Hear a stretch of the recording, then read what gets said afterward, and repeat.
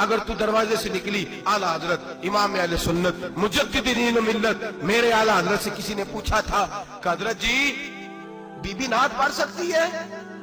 فتاوی رضویہ کی 14ویں جلد، be be میلاد پڑھ سکتی ہے؟ میلاد اعلیٰ حضرت نے فرمایا اگر بی بی میلاد پڑھ رہی ہو، نعت پڑھ رہی ہو اور اس کی آواز غیر محرم کے کانوں تک جا رہی ہو، فرمایا اسے ثواب نہیں ہوگا، اسے حرام کام کرنے کا گناہ دیا جائے گا۔ بی بی کو منع ہے، وہ نعت کی آواز بھی عورت کا ہی نہیں پڑتا، دین میں تو عورت کی آواز کا بھی پڑتا ہے۔ دین میں تو عورت کی حضرت سیدہ زینب، حضرت فاطمہ کی وہ لخت جگر جو میدان کربلا میں امام حسین برابر کی شریک رہی سیدنا امام حسین کے ساتھ۔ یحییٰ بن معین کہتے ہیں میں 15 سال تک حضرت زینب کا پڑوسی رہا ہوں۔ 15 سال، گھر برابر ہوتا ہے نا، بندہ بی بی دیکھ ہی لیتا ہے۔ وہ بی بی کبھی پردہ ڈال کے جا رہی ہے دوائی لینے، کبھی نظر آ ہی جاتی ہے۔ کہتے ہیں 15 سال میں سیدہ فاطمہ کی بیٹی کا پڑوسی رہا ہوں، میں نے کبھی برقعے میں چھپی ہوئی زینب بھی نہیں دیکھی، برقعے میں چھپی ہوئی زینب بھی کبھی نہیں دیکھی۔ حضرت عبداللہ بن جعفر طیار جناب علی المرتضیٰ کے بھائی تھے، ان کے بیٹے کے ساتھ ان کا نکاح ہوا تھا، بیمار ہو گئی تو حضرت عبداللہ کہنے لگے زینب چل تجھے حکیم کے پاس لے جاؤں، طبیب کے پاس لے جاؤں۔ تو حضرت زینب کہنے لگی آپ جائیے میرا حال بتا کے دوائی لے آئیے۔ تو حضرت عبداللہ جعفر طیار کہنے لگے شریعت میں گنجائش ہے ڈاکٹر کے پاس جانے، حکیم کے پاس جانے کی گنجائش ہے، تو چلتی کیوں نہیں؟ تو حضرت زینب کہنے لگی شریعت میں گنجائش تو ہے پر عبداللہ میری مجبوری یہ ہے کہ میں فاطمہ کی بیٹی ہوں۔ شریعت میں گنجائش تو ہے پر میری مجبوری یہ ہے کہ میں حسین کی بہن ہوں۔ شریعت میں گنجائش ہے پر میں حسن کی بہن ہوں۔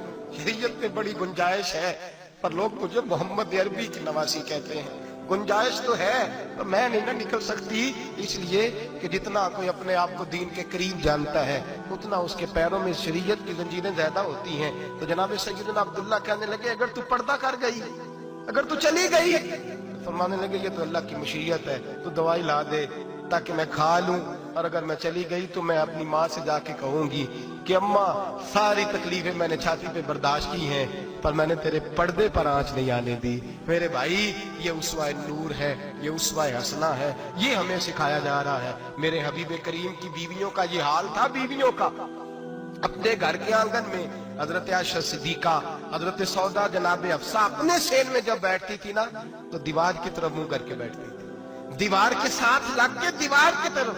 بیبیاں اپنے گھر کے اندر بھی دیوار کی جانب منہ کر کے بیٹھتی تھی۔ لوگ پوچھتی، بیبیاں پوچھتی کہ اپنے گھر میں بھی دیوار کو منہ کرنے کا مطلب؟